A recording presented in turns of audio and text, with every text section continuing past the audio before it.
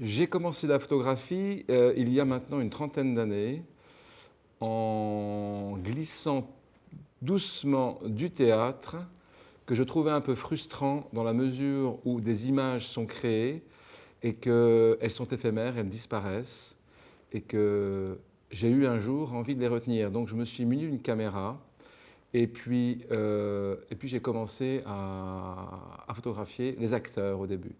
Donc mon travail était empreint de théâtralité au départ. Et doucement, je me suis séparé de ça après quelques années. J'ai réussi à épurer mon travail, à lui soustraire ce côté justement théâtral. Et je crois que le théâtre m'a donné une approche de la photographie qui est particulière, dans la mesure où je suis passé de la direction d'acteur quelque part à la direction de modèle. C'est-à-dire que mes images sont mises en scène. Ce ne sont pas des photographies volées. Il s'agit bien de moments privilégiés que j'instaure avec la personne que je vais photographier. J'ai gardé une approche théâtrale ou cinématographique, c'est-à-dire que tout d'un coup, la personne que je photographie devient un personnage. Je lui dis, par exemple, de se consacrer, de se plonger dans le plus beau rêve qu'elle ait jamais fait. C'est-à-dire que j'enlève toute cette pression qu'un appareil photo peut exercer sur quelqu'un. Je lui confère un personnage. Et tout d'un coup, en partant dans son rêve, la personne comprend que ce n'est pas elle que je photographie, mais bien son rêve. Et tout d'un coup, cela facilite les choses. Il n'y a plus cette pression ou cette question de se demander à quoi on va ressembler, puisque ce n'est pas la personne que je photographie, mais bien son rêve. Si on peut parler de thème, c'est l'être humain. C'est-à-dire que partout là où je vais, c'est l'être humain qui me fascine. Je me pose des questions par rapport à l'être humain et j'essaye d'y répondre au travers de mes photographies. Le sujet est large, vaste, il ne finira sûrement jamais. Il a eu un commencement, je ne pense pas qu'il aura une fin. Il aura une fin quand j'arrêterai de photographier, c'est-à-dire jamais, je pense. Et l'être humain continue à me fasciner. Depuis toutes ces années, je suis fasciné par l'être humain, par sa capacité par la multiplicité de ses expressions. Par exemple, une même personne, je vais la photographier 10 fois et 10 fois, je vais avoir des visages différents. Mais c'est aussi parce que j'interroge son moi le plus intime et le plus profond. Et c'est pour cette raison que je vais toucher des choses qui font partie de l'intime. C'est-à-dire que mes portraits, ce ne sont pas des portraits sociaux, ce sont bien des portraits intimes, des portraits... C'est une face de la personne qu'elle ne montre pas en société. Je vais toucher des choses profondes et cachées dans l'être humain. Enfin, j'essaye en tout cas. Et parfois, je pense y réussir. En fait, je suis resté longtemps confiné dans le studio, pendant des années. J'aimais bien cet aspect un petit peu cocon, protection, où l'être humain que je photographiais se sentait protégé. J'ai d'ailleurs, pendant longtemps, photographié dans le noir, dans l'obscurité la plus totale, de manière à ce que les personnes ne se sentent pas agressées par l'appareil photo. J'avais simplement une petite lampe de poche que je promenais sur mon modèle. Je n'étais pas derrière l'appareil photo pour épier mon modèle, mais bien autour de lui, avec lui, en lui parlant doucement, pour créer vraiment une atmosphère de sérénité et de douceur et d'intimité. Voilà. Et c'est de cette manière que j'arrivais à avoir des portraits, ce que j'appelle des portraits intimes. Trouver les sujets, c'est quelque chose de totalement intuitif.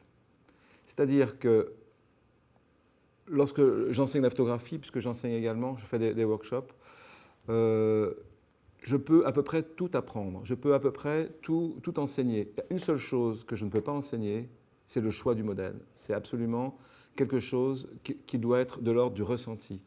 Je me trouve parfois en Afrique au milieu d'une cinquantaine d'enfants qui veulent tous être photographiés. Et là, il faut, à ce moment-là, à ce moment précis, savoir trouver le ou les bons modèles. Et ça, malheureusement, c'est juste l'expérience qui peut vous l'enseigner. Voilà mes premières photos d'Afrique. En fait, je me suis rendu en Afrique et la première fois, c'était au mois de mars. Il n'avait pas plu depuis longtemps. C'est très poussiéreux, il y avait une espèce de tristesse comme ça. Et la dernière image que j'ai faite, je me suis fait un peu piéger par ça, par cette espèce de misère. Et la dernière image que j'ai faite, une des dernières, c'est celle-ci. Ce petit garçon qui recevait de l'eau sur la tête et qui exultait de bonheur. Et ça m'a donné envie de revenir. Je crois que sans cette image-là, je ne serais pas revenu. Et en fait, après, tout a tourné autour de l'eau. Parce qu'en Afrique, l'eau, ben, c'est fondamental. Voilà un autre exemple d'un petit garçon qui a été réalisé lors d'un autre voyage. Euh, un petit garçon qui émerge de l'eau comme ça, et on a l'impression d'une naissance, une naissance, une naissance dans la nature, en fait. Si je le photographie habillé ou si je le photographie nu, eh bien, le portrait va être différent.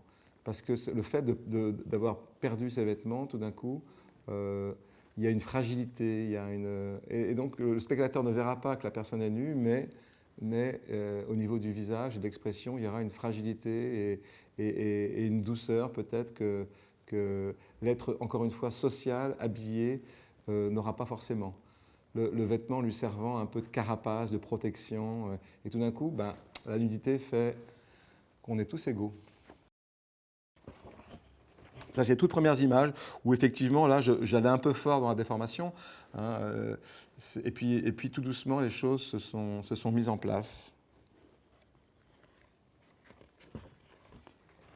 Voilà, j'étais à New York, là, et c'était une jeune fille d'une vingtaine d'années avec un corps hein, qui pouvait ressembler à des tas de choses, pas forcément à un corps d'une jeune fille de 20 ans. Et ça m'avait fasciné, ce côté... bon, on ne sait plus trop si c'est un être humain ou une sculpture.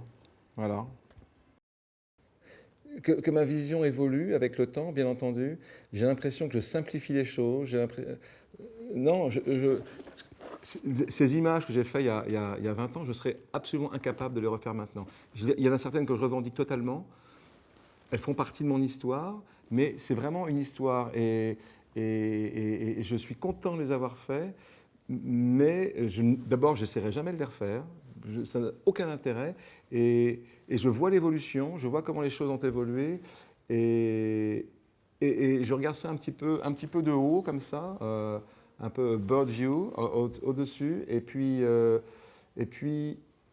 ça m'intéresse un peu comme quelqu'un qui collectionne des papillons, comme ça. Non chacune de mes images est un petit peu une bouteille jetée à la mer, et puis quand elle trouve quelqu'un pour ouvrir la bouteille, c'est formidable. Et, et je me laisse surprendre. J'essaye toujours de me laisser surprendre par les gens. Mais en fait, c'est ça qui est formidable, c'est que quand on photographie des trains, ma foi, les trains, une fois qu'on a vu les 50 sortes de trains, j'imagine que ça va être un peu lassant. Les êtres humains, jamais. Jamais. Quand je vais dans un pays différent, je trouve des humains différents, et à chaque fois, c'est une nouvelle aventure et une nouvelle exaltation. Et c'est formidable.